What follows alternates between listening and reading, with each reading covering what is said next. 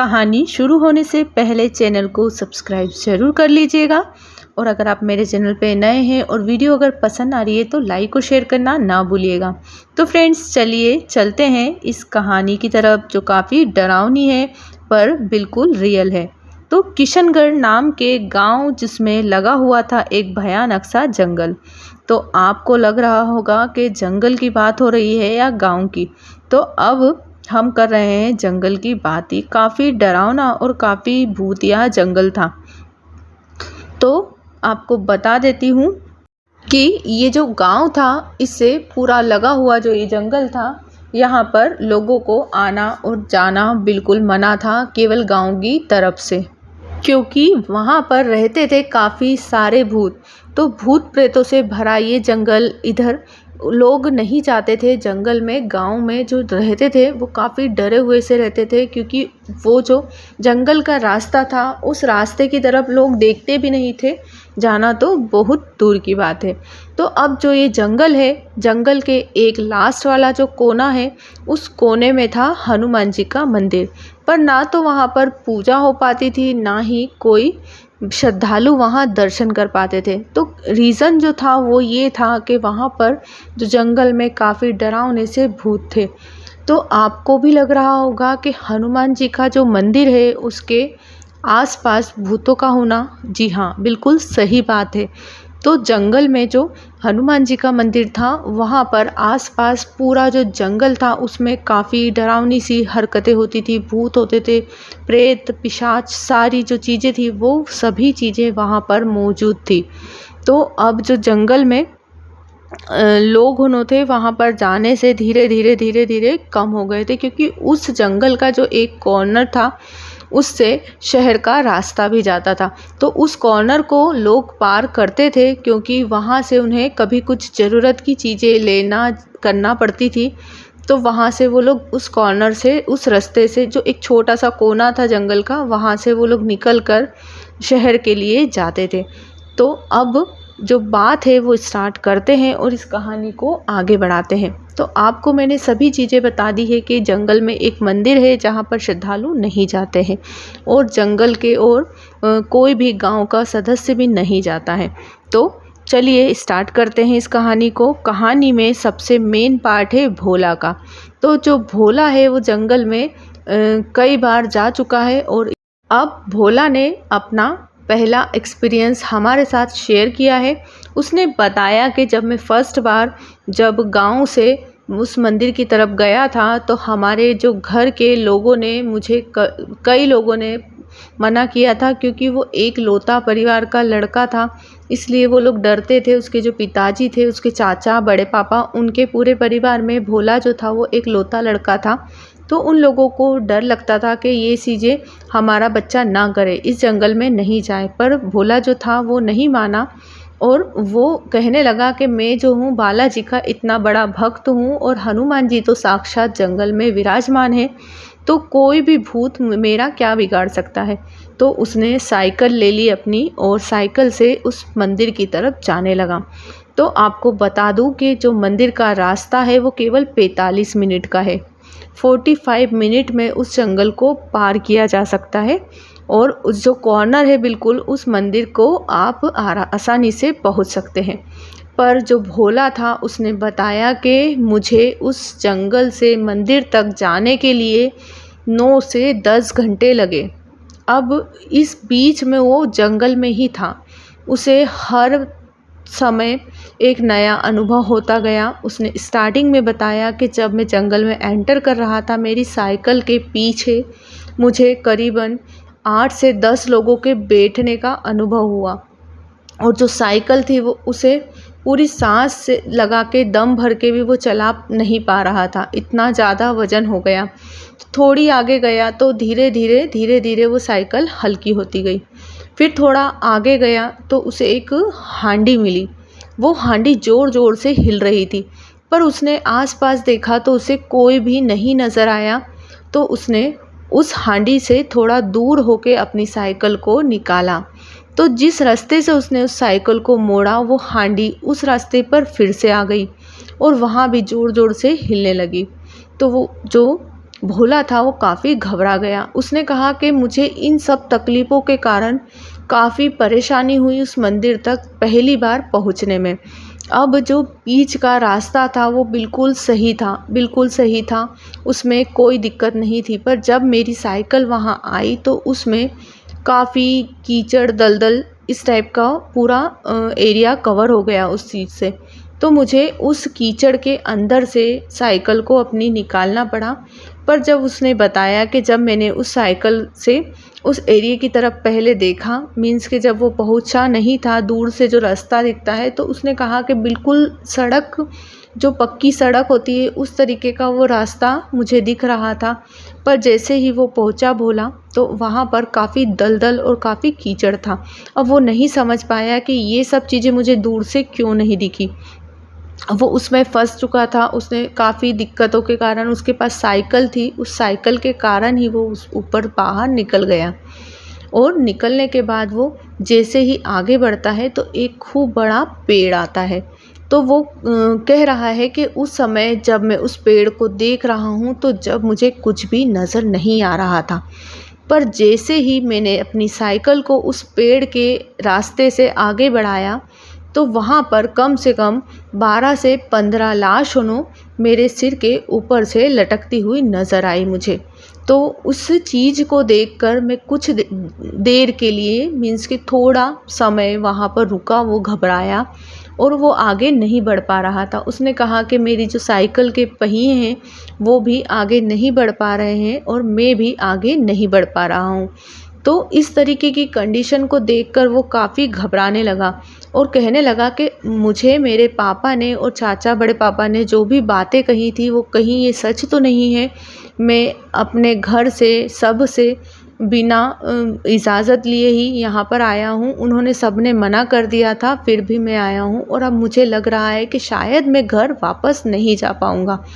पर उसे कहीं न कहीं विश्वास था कि जो उसके भगवान हैं, उसके बजरंगबली हैं, वो उसे इस कंडीशन में नहीं छोड़ेंगे, वो उसका जो साथ है वो हमेशा देंगे। तो वो भगवान को अंदर ही अंदर मन में बसाते हुए आगे बढ़ता गया। अब उसे थोड़ा-सा आगे गया तो उसने कहा कि किसी ने मेरे हाथ को पीछे से बांध दिया था और मैंने जो पूरा हर जगह का रास्ता देखा, मीन्स के पीछे देखा, आगे देखा, पर मुझे कोई भी नज़र नहीं आया। पर जो हाथ थे मेरे वो बालों से बांधे गए थे। तो मैं एकदम डर गया, ना उसमें रस्सी थी ना कोई कपड़ा था। उन्हें बालों से कैसे बांध सकता है कोई?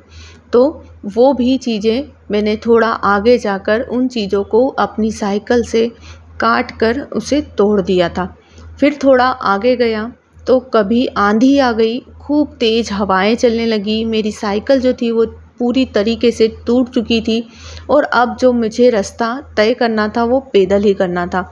तो इस तरीके की जो कंडीशन थी उसके साथ काफ़ी डरावनी सी हुई और उसे अपने कानों में एक अजीब सी आवाज़ें शुरू से ही सुनाई देना स्टार्ट हो गई थी, भयानक सी डरावनी सी आवाज़ें। वो उसने कहा कि मुझे मंदिर तक पहुँचते ही ये सब चीज़ें बंद हो गई बिल्कुल। तो अब वो शांति से उस मंदिर तक पहुंच गया। पर उसने कहा कि इन सब के लिए मुझे 9 से 10 घंटे लगे और जो रास्ता मैं 45 मिनट में तय कर सकता था। तो उसका जो भयानक सा एक्सपीरियंस था वो काफ़ी डरावना था और उसने फिर अंदर जाकर भगवान की पूजा आराधना की और आराधना करने के बाद उसने हनुमान चालीसा का पाठ किया वहीं पर बैठकर और पहली बार उस मंदिर में दिया जलाया और वहाँ पर धूप, ध्यान, अगरबत्ती जो भी वो ले गया था वो सब चीज़ें उसने वहाँ पर की। तो उसने बताया कि जब वो दलदल में फंसा हुआ था तो उस पन्नी जो उसने पैकेट बना के रखा था उस पैकेट पे बिल्कुल भी आँच नहीं आई थी क्योंकि वो बालाजी के लिए ले जाई गई थी। तो उसने कहा कि जब मैं दलदल में भी फंसा तो उस पन्नी पर कुछ भी ऐसा नहीं हुआ और उस पन्नी को मैं हमेशा अपने जेब के अंदर ही देखा। मैंने साइड वाली जेब में उसे रख रखा था। तो वो पन्नी जैसी मैंने रखी थी वैसी ही मुझे वहाँ पर मंदिर पर मौजूद मिली। तो वहाँ पर उसने दिया जलाया और सब चीज़ करके वो घर आ गया। घर आते समय उसे ज़्यादा समय नहीं लगा, केवल 45 मिनट में वो वापस घर आ गया, क्योंकि अब वो बालाजी का जो सिंदूर है चोले का वो लगा कर आया था, पूजा करके आया था, और अब जो शक्तियाँ थी हनुमान जी की वो उसके साथ थी। तो भोला हनुमान जी को काफ़ी मानता था और उसकी शक्तियाँ जो थी वो बालाजी की थी उसके पास में। तो उसे किसी ने भी टच नहीं किया। पूरे रास्ते वो डरता हुआ तो आया था थोड़ा, कि मेरे साथ यहाँ पर ये हुआ था, वहाँ पर वो हुआ था। पर जब वो जहाँ दलदल में वो फंसा हुआ था, उसने बताया कि वहाँ पर काफ़ी पक्की सड़क बनी हुई थी। वहाँ एक कोने पे भी दलदल का नामो निशान नहीं था, कहीं पर भी नहीं था। उसने पूरा देखा, पर वो समझ गया था कि ये सब चीज़ें जो थी वो भूतों की करी हुई थी, जो मुझे बालाजी के मंदिर तक जाने में रोक रही थी। तो उसने घर आके सब चीज़ें बताई, तो उसके जो पापा थे वो विश्वास नहीं कर रहे थे। ना ही उसके ताऊजी ने करा, ना ही उसके चाचा ने करा। उसकी बातों पे किसी ने भी विश्वास नहीं करा और उसे काफ़ी चिल्लाए, वो काफ़ी डाँटा उन्होंने, क्योंकि वो मॉर्निंग में निकला हुआ था, सुबह 7 बजे का निकला था और उसे आते-आते करीबन रात हो गई थी। तो ये सब जो लोग थे वो काफ़ी चिंता में थे कि ऐसा क्या हुआ था जो तुम्हें इतना समय लगा, और उसके जो पापा मम्मी ये लोग घर के काफ़ी परेशान हो रहे थे। अब उसके पापा को इन सब चीज़ों पे विश्वास नहीं हुआ, तो अब उनका जो दूसरा दिन था वो बालाजी के मंदिर जाने के लिए वो फिर से तैयार हो गया। मीन्स के जो शनिवार को गया था वो अब मंगलवार को वो फिर से तैयार हो गया। अब मंगलवार के दिन वो किसी कारणवश मंदिर नहीं जा पाया, क्योंकि उसके पापा कह रहे थे, पर उसने कहा मुझे एक बार दर्शन ज़रूर करना थे, तो मैं करके आ गया हूँ। पर वो दूसरी बार वो जा नहीं पाया, पर उसके मन में था कि मैं कभी भी जब समय मिलेगा मैं मंदिर चला जाऊँगा।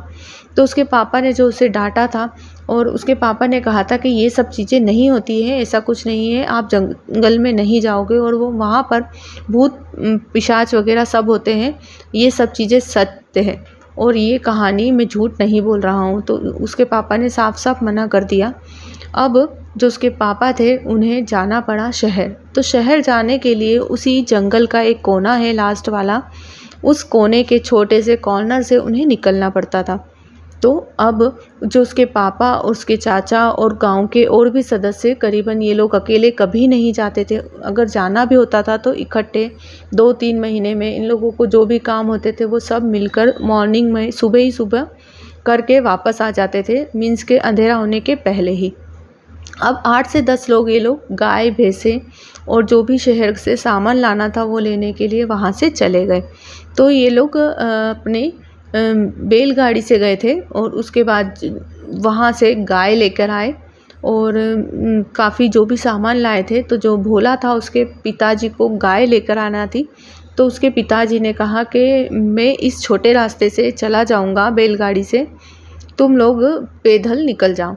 तो उसके जो सदस्य थे वो लोग कहने लगे कि तुम्हारी जो गाय है उसे लेकर तुम इस छोटे रास्ते से पैदल निकल जाओ, हम इस बैलगाड़ी से सभी लोग हमारे घर चले जाएंगे, अभी हमें कुछ काम है।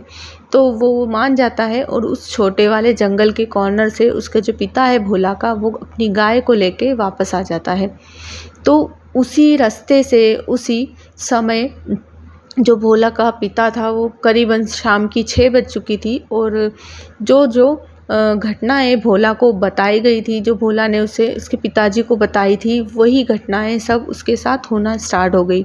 अब वो तो पूरे जंगल में नहीं गया था, पर उसका जो एक कॉर्नर था उससे ही वो गुजर रहा था, पर उसे अजीबोगरीब घटनाएं सुनाई देने लगी। तो आपको बता देती हूँ कि घटनाएं होती हैं जब जानवरों को सबसे पहले अंदाज़ा हो जाता है कि यहाँ पर भूत और प्रेत है। इंसानों से पहले जानवर जो होते हैं उन्हें इन सब चीज़ों की जानकारी हो जाती है। तो जो गाय थी उसे इस चीज़ की जानकारी हो गई थी, वो काफ़ी तेज़ी से दौड़ने लगी, अपने सींगों को हिलाने लगी और खूब ज़ोर ज़ोर से चिल्लाने लगी थी। अब उसी समय आंधी तूफान आया, उसके जो पिताजी थे उसे काफ़ी परेशानी आई। रात की 11 बजे वो अपने घर पहुँचे और उन्होंने जो चीज़ें देखी थी उसके कारण उन्हें काफ़ी तेज़ बुखार आ गया था। उन्होंने बताया कि मैंने पेड़ों पे टंगे हुए इंसानों को देखा है और जिनके गले में अपने पैर को बांध रखा है। तो वो काफ़ी डर गए थे इस तरीके की कंडीशन को देखकर। और कुछ आगे ही चले थे वो लोग, उसके पिताजी और वो गाय, और उनके कंधे पर एक इंसान के बैठने का उन्हें भय लगा। मीन्स कि उन्हें लगा कि पीछे मेरे कंधे पे कोई बैठा है, और वो एकदम झुके नीचे दबे, और जब उन्होंने पलट के देखा तो वहाँ पर कोई नहीं था। पर वो समझ गए थे कि ये चीज़ जो है वो भूत या प्रेत है जो मुझे डरा रही है। पर मैं डरता नहीं हूँ, मुझे जल्दी से घर जाना है। तो फटाफट से वो चले जाते हैं घर, और काफ़ी बीमार हो जाते हैं, काफ़ी बुखार आ जाता है। तो आपको बता देती हूँ कि जो उसकी पीठ पर बैठा हुआ था जो भूत, वो उसके साथ ही घर आ गया। अब घर आ गया, और उसकी जो गाय थी वो लगातार चिल्ला रही, हुंकारे भर रही थी, और घर तक भी उसने सींग हिलाना बंद नहीं करा था, क्योंकि वो भूत था जो भोला के पिता के साथ घर आ गया था। अब जो भोला का पिता था वो काफ़ी बीमार हो गए थे, तो उसके जो वैद्य थे उन्होंने कहा कि मैं अभी तो तुम्हें इलाज के लिए इन्हें दवाई दे देता हूँ, पर सुबह तक अगर ये ठीक नहीं होते हैं तो तुम इन्हें अस्पताल, शहर के जो अस्पताल है वहाँ से दवाई ला कर दोगे, क्योंकि तुम्हारे पिताजी की तबीयत काफ़ी ख़राब हो रही है और उनका बुखार और उल्टियाँ नहीं बंद हो रही है। तो जो भोला था वो कह देता है कि हाँ ठीक है वैद्य जी, अभी आप दवाई दे दीजिए। तो उन्होंने दे दी, पर उसे आराम नहीं पड़ा था उसके पिताजी को। तो भोला जो रहता है वो सुबह मॉर्निंग में ही उस गांव से शहर के लिए जंगल से निकल जाता है। तो उसके रास्ते में करीबन 3 से 4 बार उसे रोका जाता है। उसकी साइकिल पे कोई बैठा, और बैठने के बाद उसके पैरों को लंबा होते हुए भोला ने देखा। भोला समझ गया कि कुछ तो गड़बड़ है। तो जो पीछे बैठा हुआ भूत था वो कहने लगा भोला से कि तुम कितने भी डॉक्टर हकीम बदल लो, पर जो तुम्हारे पिता को मैं एक बार ले गया तो फिर छोड़ने वाला नहीं हूँ, और मैं तुम्हारे पिता को छोड़ूंगा भी नहीं। तो वो समझ गया था कि पिताजी कल शहर से घर आए थे गांव के रास्ते से, और कुछ ना कुछ अनहोनी उनके साथ ज़रूर हुई है। तो वो सीधा जाता है बजरंगबली के मंदिर, वो कहीं नहीं जाता है। अब वो समझ चुका था कि मेरे जो पिताजी हैं उनकी जो तबीयत है वो कोई बीमारी के कारण ख़राब नहीं हुई है, उनके साथ ये भूतों ने कुछ अनहोनी ज़रूर की है। तो वो पलट जाता है और सीधा रास्ता, अब उसका सीधा जो एक कॉर्नर है जंगल का जहाँ पर बजरंगबली का मंदिर है, अब ये साइकिल जो है वहीं रुकती है। पर बीच में वो बताता है कि मुझे काफ़ी परेशान किया उस भूत ने, कभी मेरे आगे के पहिए के ऊपर आकर मुझे साक्षात दिखा वो, कि मुझे दिख रहा है कि हाँ कोई इंसान बैठा है काफ़ी डरावना सा, पर मैं नहीं घबराया क्योंकि मुझे मेरे पिताजी को बचाना था। तो अब वो भगवान का नाम लेता हुआ सीधा चला जाता है मंदिर के अंदर, और एक पाठ जो है हनुमान चालीसा का वो करने लगता है और वहीं से वो अपने जो हनुमान जी का चोले का पैर का जो चोला है उसे लेता है और अपने सिर पर लगा लेता है तिलक, और थोड़ा सा फूलों के अंदर उस चोले का सिंदूर लेकर अपने पिताजी के लिए जाता है। वहाँ पर जो प्रसाद चढ़ी हुई रहती है, मीन्स के चढ़ी हुई तो क्या, वहाँ पर लोग जाने से डरते हैं क्योंकि वहाँ पर भूतों का डेरा है। तो जो भी वहाँ पर फूल पत्ती जो भी पड़ी थी, जो वहाँ से वो बजरंगबली की उठाता है और उठाकर सीधा अपने पिताजी के पास जाता है, और उन्हें जब चोले का सिंदूर लगाया जाता है, वो पत्ती का थोड़ा सा टुकड़ा उन्हें खिलाया जाता है, तो वो बिल्कुल ठीक हो जाते हैं, और जो वो भूत रहता है वो भी वहाँ से भाग जाता है। तो उसके बाद उसके पिताजी को भी पूरा यकीन हो गया था कि हाँ बालाजी का चमत्कार काफ़ी ज़्यादा है। तो उसके बाद उसके जो चाचा, बड़े पापा और वो सब भी उस सिंदूर को अपने माथे पर लगाते हैं, और लगाने के तुरंत बाद ही वो लोग 45 मिनट के अंदर ही उस गांव से उस मंदिर तक जाते हैं। फिर वहाँ पर काफ़ी पूजा प्रतिष्ठान और काफ़ी चीज़ें होती हैं, प्रसाद चढ़ाई जाती है, और वहाँ से जो सिंदूर लगा के घर आते हैं तो कभी भी उन्हें भूत परेशान नहीं करते हैं। तो अब जो गांव वाले रहते हैं वो जब बालाजी का सिंदूर लगा के उस गांव से निकलते हैं तो उन्हें उन चीज़ों को फेस नहीं करना पड़ता है, वो डरावनी से भूतों से उन्हें डरना नहीं पड़ता है। और अब वो लोग जाते हैं दर्शन करने, पर बालाजी का सिंदूर अगर उनके सर पे लगा होता है तो उन्हें कोई भी परेशानी नहीं होती है। और अभी भी लोग काफ़ी जो नए होते हैं वो उस गांव से जो जंगल की तरफ जाते हैं तो काफ़ी डरते हैं, क्योंकि अभी भी वहाँ पर मौजूद है भूतों का डेरा। वहाँ पर से कोई निकल नहीं पाता है। वीडियो पसंद आए तो लाइक और शेयर करना ज़रूर, और सब्सक्राइब भी ज़रूर कीजिए। Thanks for watching.